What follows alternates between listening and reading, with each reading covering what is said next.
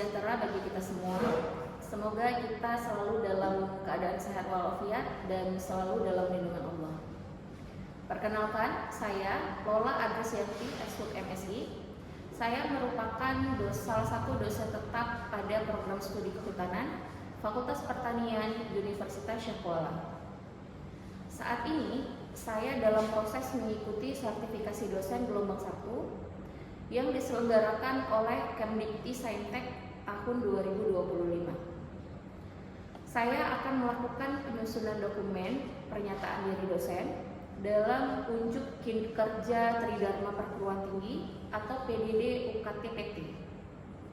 Dalam kesempatan ini, saya akan memaparkan salah satu mata kuliah yang saya ampu, mata kuliah silvikultur dengan kode S4 3015.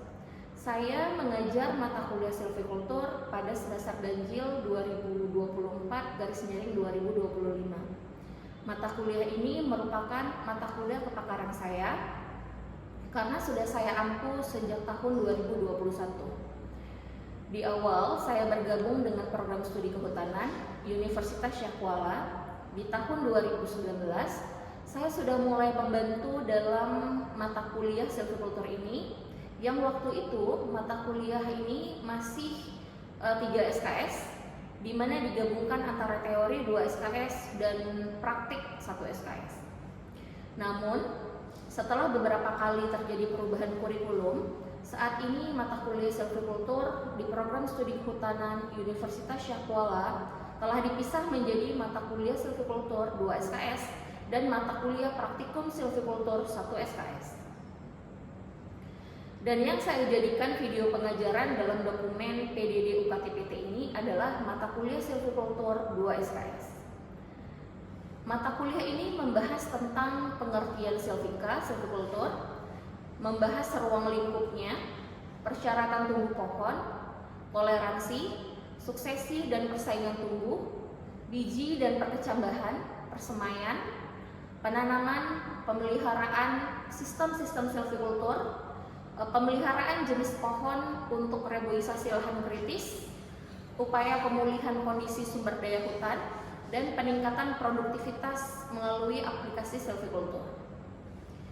Capaian pembelajaran lulusan atau disingkat dengan CPL untuk mata kuliah silvikultur ini ada 3. Yang pertama adalah S401, yaitu mahasiswa mampu menginternalisasi sikap religius, sadar akan kepentingan bangsa, bertanggung jawab, percaya diri, matang secara emosional, etis, dan menjadi pembelajaran sepanjang hayat untuk pengelolaan hutan tropis yang berkelanjutan. Yang kedua, S403, mampu menunjukkan sikap integritas, wawasan global, kritis, inovatif, dan responsif terhadap kebutuhan masyarakat, serta menguasai konsep teoritis dalam bidang manajemen hutan, konservasi sumber daya hutan, silvikultur, dan teknologi hasil hutan berdasarkan kearifan lokal.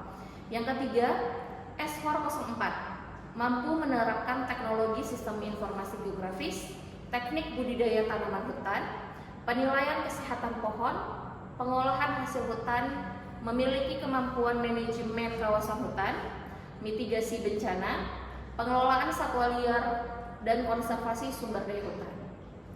Selanjutnya, kemampuan yang diharapkan mahasiswa miliki setelah menyelesaikan mata kuliah ini atau disingkat dengan CPMK. Untuk mata kuliah ini ada 3. Yang pertama adalah memahami dan mengerti manfaat ilmu silvikultur dalam bidang kehutanan. Yang kedua, mampu memahami teknik penanganan benih hutan, perilaku benih tanaman hutan, tipe-tipe persemaian, penanaman bibit di lapangan, dan pemeliharaan. Yang ketiga adalah memahami sistem-sistem silvikultur yang ada di Indonesia. Studi kasus dari artikel. Materi pembelajaran dalam mata kuliah silvikultur ini, jadi pada pertemuan pertama sampai 2 itu akan membahas mengenai pengertian dan ruang lingkup silvikultur, metode perbanyakan dan regenerasi tumbuhan hutan. Pertemuan 3 sampai 4 akan membahas tentang karakteristik benih tanaman hutan. Pertemuan kelima akan membahas tentang teknik perlakuan benih tanaman hutan. Pertemuan ke-6 ujian 1. Pertemuan ke-7 membahas tentang tipe persemaian.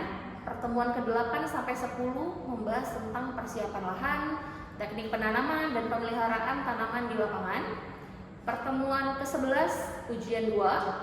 Pertemuan ke-12 sampai 14 itu akan membahas tentang bagaimana sistem-sistem silviculture yang ada di Indonesia. Pertemuan ke-15 sampai ke-16 itu akan membahas tentang toleransi, suksesi, dan bagaimana persaingan tumbuh tanaman hutan. Selanjutnya, sistem pembelajaran yang akan saya ajarkan dalam mata kuliah silviculture ini secara keseluruhan itu tatap muka atau luring. Namun saya juga menggunakan platform e-learning USK untuk pengumpulan tugas dan soft copy materi perkuliahan tiap minggu. Jadi e-learning USK dapat diakses pada laman https://elearning.usk.ac.id. Metode pembelajaran mata kuliah silviculture ini, yang pertama adalah case method. Kemudian ada student center learning, di mana di sini mahasiswa akan berdiskusi dalam model pembelajaran kooperatif jigsaw dan discovery learning. Ada juga pembelajaran langsung, yaitu dengan ceramah, penugasan, dan diskusi kelompok di dalam kelas. Mengenai sistem penilaian mata kuliah, pertama adalah case method. Case method itu akan memiliki bobot nilai sebesar 50%. Kemudian ada cognitive quiz, itu sebesar 10%. Kemudian ada kognitif tugas, itu 10%. Kognitif yang keempat adalah kognitif ujian 1, itu 15%, dan yang terakhir itu adalah kognitif ujian 2, yaitu 15%.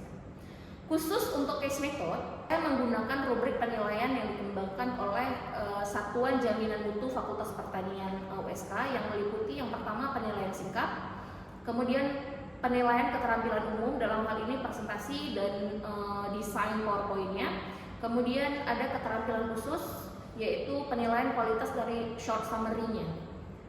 Semua hasil evaluasi akan saya bagikan kembali kepada mahasiswa yang bersangkutan sebagai bagian dari proses umpan balik untuk meningkatkan kualitas pembelajaran. Baik, untuk tahapan selanjutnya, mari kita simak video pembelajaran mata kuliah silviculture. Assalamualaikum warahmatullahi wabarakatuh. Waalaikumsalam warahmatullahi wabarakatuh. Apa kabar semuanya, adik-adik? Alhamdulillah sehat, Bu. Alhamdulillah, saya juga dalam keadaan sehat ya hari ini. Alhamdulillah kita hari ini bertemu kembali ya. Di pagi ini kita bisa melanjutkan materi minggu lalu tentang sistem-sistem silviculture ya. Yang mana saat ini harusnya kan dari tugas minggu lalu itu saya sudah sampaikan bahwa kita akan melakukan kegiatan presentasi. Namun di awal saya sampaikan dulu materi ya sedikit tentang bagaimana sistem-sistem silviculture yang ada di Indonesia. Baru selanjutnya nanti akan ada diskusi kelompok untuk kalian mempresentasikan hasil diskusi kalian minggu lalu ya. Oke. Jadi sebelum kita memulai kegiatan kita, alangkah baiknya kita berdoa dulu sesuai agama dan kepercayaan masing-masing. Silakan berdoa.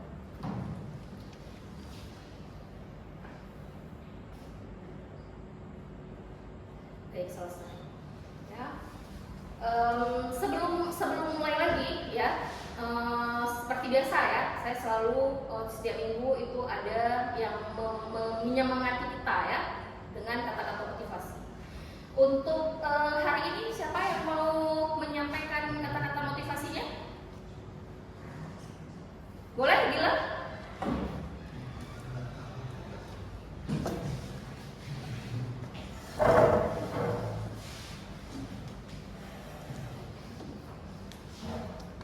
Biar kita semangat ya kan hari ini, menyambut hari ini kita semangat. Ya, silakan bilang. Baik, selamat pagi kawan-kawan. Selamat pagi. Saya akan menyampaikan sedikit kata-kata motivasi buat kita pagi.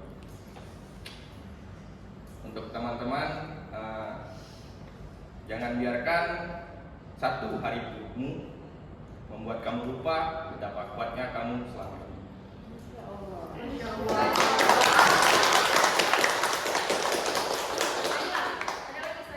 Ada sedikit-sedikit Oh, lagi. sedikit lagi. Silakan bilang. Dan juga buat teman-teman, tetaplah semangat walau otak berkeringat. bakar kasih menyala. Baik, makasih Gilang. Ada lagi Gilang? Udah itu aja kayaknya. Terima kasih Gilang. Silahkan kembali lagi ke kursinya. Terbakar semangatnya kan? Terbakar. Karena Gilang bakar semangat, ya. Oke. Seperti melanjutkan ya kata-kata mutiara atau kata-kata motivasi dari Gilang. Memang sebelum kuliah itu kita tuh harus apa ya? Kalau saya selalu bilang seperti ini, agak serak sedikit dari saya ya. Apapun masalahnya harus dihadapi, ya kan? Mau kalian hadapinya, misalnya mau healing dulu 1 bulan, misalnya ya kan, tetap harus dihadapi, ya. Akan alangkah lebih baiknya tidak usah healing lagi, ya. Langsung dihadapi terus, biar selesai masalah. Oke ya, udah terbakar kan semangatnya? Kalau begitu sedikit tadi seperti yang saya bilang di awal, saya akan sampaikan materi, ya. Nanti baru presentasi ya. Oke. Jadi kita masuk, ini bisa dilihat sistem-sistem silvicultur di hutan dataran tinggi dan rendah di Indonesia. Oke, ini outline yang akan saya bahas. Yang pertama adalah bagaimana konsep sistem silvicultur, kemudian macam dari sistem silvicultur itu yang ada di Indonesia, ya. Jadi pada dasarnya sistem silvicultur itu adalah suatu proses penebangan, ya. Ada kata-kata poin-poin kuncinya, yaitu ada proses penebangan, pergantian pohon-pohon di dalam hutan dengan pohon-pohon baru, ya, yang berbeda dengan tegakan sebelumnya. Jadi dalam silvicultur itu sendiri dia tuh ada 3 kegiatan utama. Jadi di situ ada dia mengurusi, ya, sistem silvicultur itu dia mengurusi tentang bagaimana penebangan, bagaimana peremajaan hutan itu, kemudian pemeliharaan tegakan hutan. Saya yakin kalian setelah bikin PowerPoint untuk tugas gitu ya, itu pasti kan sudah tahu ya apa saja sih sebenarnya sistem-sistem silvicultur, ya kan? Apa aja? TPTI, ada TPI, ada TPTJ, ya kan? Dan lain-lain. Nanti kita akan bahas di sini dan nanti akan lebih detail studi kasusnya itu di perkelompok, nanti kalian maju ke depannya mempresentasikan.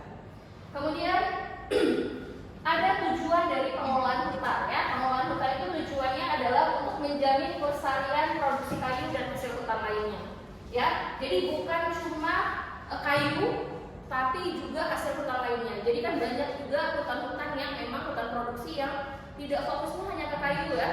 Jadi bisa juga getah, ya kan, resin kayak hutan pinus, ya, di TKL itu. Jadi fokusnya ke situ. Ada juga yang misalnya dia fokusnya adalah ke cendana, ya, getah cendananya, seperti itu ya, kapur barus misalnya seperti itu dan lain-lain sebagainya, ya. Jadi bukan melulu tentang kayu, ya. Oke, seperti biasa kalau ada yang mau bertanya silahkan bertanya, ya. Baik, ini ada tipe hutan yang lain, ya, dari tadi yang saya sampaikan. Jadi ini ada hutan alam campuran, ada hutan rawa, hutan eboli campuran, ya. Bisa dilihat seperti yang tadi saya jelaskan di TPI, itu tetap ada perbedaan batas diameter tebangan, ya kan? Jadi untuk hutan alam itu batas diameter tebangannya adalah 50 cm, hutan rawa itu 35 cm, dan hutan eboli campuran itu 25 cm. Tapi kalau untuk rotasi tebang, ya, otomatis berbeda karena untuk mencapai itu, ya. Nah, tapi nanti itu karena saya akan ada pertanyaan ke kalian nanti. Untuk jumlah pohon inti tetap 25 sama, ya. Untuk diameter pohon inti itu juga ada perbedaan, yang mana hutan rawa dan hutan eboli campuran itu lebih kecil, ya, diameternya. Jadi saya mau ada pertanyaan, ada yang mau saya tanyakan ke kalian. Kira-kira, ya, kenapa ada perbedaan, ya, batas diameter tebangan antara hutan alam campuran, hutan rawa dan hutan eboli? Ada yang menjawab? Oke, Grace, boleh? Oke, Grace, silakan jawab, Grace. Coba jawab dulu, kenapa ada perbedaannya? Dikarenakan kondisi lingkungannya berbeda, otomatis nutrisinya juga berbeda, khususnya di kondisi tanah. Hutan alam memiliki tanah yang mineral, sedangkan hutan rawa atau hutan gambut memiliki pH atau asam yang tinggi, sehingga pertumbuhannya menjadi lambat. Terima kasih. Oke, iya, ya. Ada lagi mungkin mau menambahkan? udah tepat sekali jawaban Lilis. Jadi memang adanya perbedaan. Oke ya, jadi ini kan tadi yang saya jelasin tadi, kalau PPTI itu dia berpisah ya, berpisah organisasi pembinaan hutan dan organisasi lobbying. Pembinaan hutan itu maksudnya peremajaan.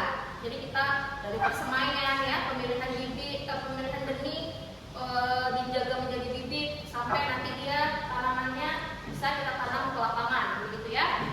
Oke, sebelum lanjut ya, ada ke tebang pilih tanam jamur, ada yang mau tanya? Oh boleh, Sepia. Baik, ada yang mau bertanya sebelum kita lanjut? Oh ya, oke, Sepia silakan. Baik, makasih Bu. Sebelumnya boleh tolong di slide yang sebelumnya Bu. Oke. Ini? Satu lagi Bu. Oke, ini mana? Nah, di situ kan ada rotasi tebang itu Bu. Kan itu berbeda, ada 25, ada 35, 45 dan yang tadi 40. Nah, boleh tolong jelasin nggak Bu? Apa itu yang dimaksud dengan rotasi terbang? Oke. Jadi misalnya kita ambil contoh adalah misal ini ya, yang pasti jelas-jelas aja itu yang tadi itu diameter poinnya itu. Misalnya hutan rawa ya. Saya kasih contoh hutan rawa lah. Ya, hutan rawa. Jadi di dalam hutan produksi dari hutan rawa ini ya, HP-nya ya, HP hutan produksinya, itu kan dia ada rencana kerja ya. Jadi yang dimaksud dengan rotasi tebang 35 itu berarti satu arealnya itu dibagi menjadi 35 blok tebang. Ya. 1 2 3 4 5 6 7. Ya. Kemudian dibagi 5. Ini anggap aja seperti itu ya, 1 2 3 4 5. Nah.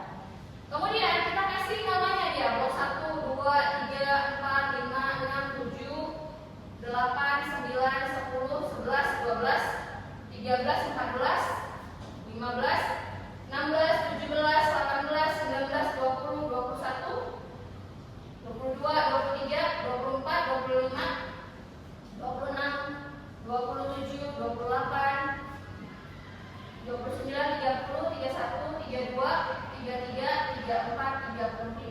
ya. Jadi di hutan rawa yang hutan produksi ini dibagi menjadi 35 blok tebang ya, 35 blok tebang. Itu rotasinya 35 tahun ya. 35 tahun. Pernah dengar riak kan? Pernah ya. Jadi dalam bidang kehutanan ya, secara umum riak dari jenis pohon itu kan dibilang kan 1 cm per tahun. Padahal bisa berbeda-beda ya, karena ada tipe namanya fast growing, ada juga namanya slow growing ya. Kalau yang fast growing itu biasanya dia ini ya, fast growing sama slow growing. Jadi kalau misalnya fast growing itu kira-kira ada 1 cm, bahkan 1,1, 1,2 cm per tahun. Tapi kalau yang slow growing ada yang di bawah 1 cm ya. Tapi secara umum makanya itu ada rotasi tebang ini karena berpatokan pada riak ini ya, yang dibilang adalah 1 cm per tahun. Jadi misal contoh di hutan rawa ini batas diameter tebangnya 35 cm ya kan. Ini kan isinya pohon-pohon ya, semuanya ya. Nah, jadi ada yang di atas 35 cm itu yang ditebang. Di situ ada namanya diameter pohon inti ya. Diameter pohon intinya adalah di atas 15 cm ya. Jadi pohon-pohon yang di atas 15 cm batasnya 15 cm ini ya kan. Kan dia ada semai pancang tiang pohon yang sudah saya ajarin kan waktu Silvika ya, strata pertumbuhan. Jadi kalau untuk hutan rawa itu 15 cm itu udah nggak boleh ditebang lagi di bawahnya ya. Jadi pada saat ya, nanti kan tahun depan ditebang yang ini nih, standarnya seperti ini juga ya. Pada saat dia yang namanya siklus tadi ya, rotasi itu kan nanti bakal balik ke sini kan, lama-lama ya, jalan ke sini, jalan akhirnya sampai ke blok yang 35. Seterusnya blok 35 nanti balik lagi kan ke yang 1. Iya, dia akan balik lagi ke sini lagi. Yang mana apa? Pohon-pohon yang dulu kita tinggalin diameternya 15 cm ditambahin 35 dengan asumsi kita itu adalah riak itu 1 cm per tahun, itu sekarang diameternya akan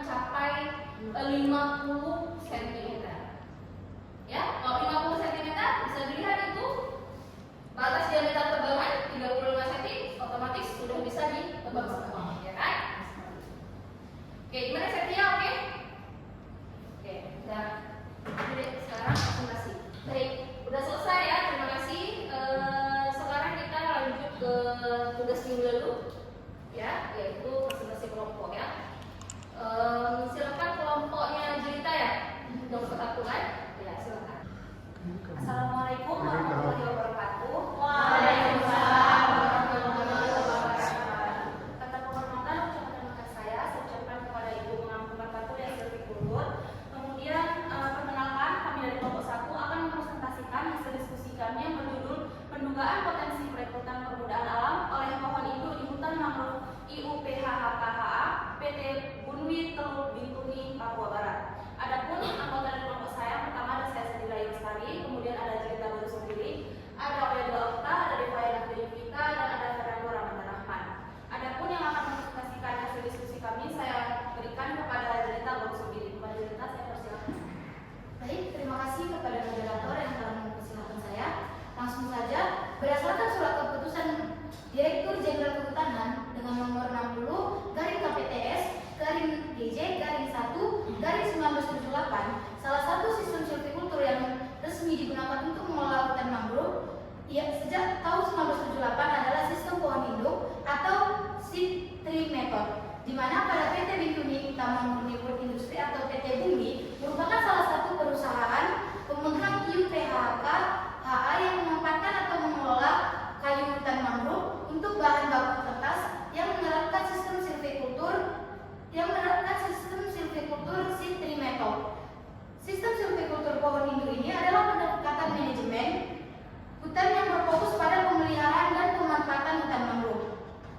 Kemampuan pohon induk untuk merekrut benih untuk memenuhi kecukupan permudahan ialah salah satu aspek penting yang untuk kita ketahui. Hal tersebut dapat memperlihatkan bagaimana peran pohon induk yang ditinggalkan saat pemanenan seperti yang disyaratkan dalam pelaksanaan seed tree method.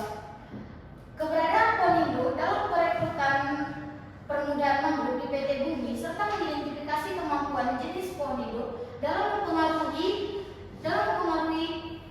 jenis tersedia atau tidaknya. Penelitian ini dilaksanakan pada bulan Juli 2022 sampai dengan bulan April.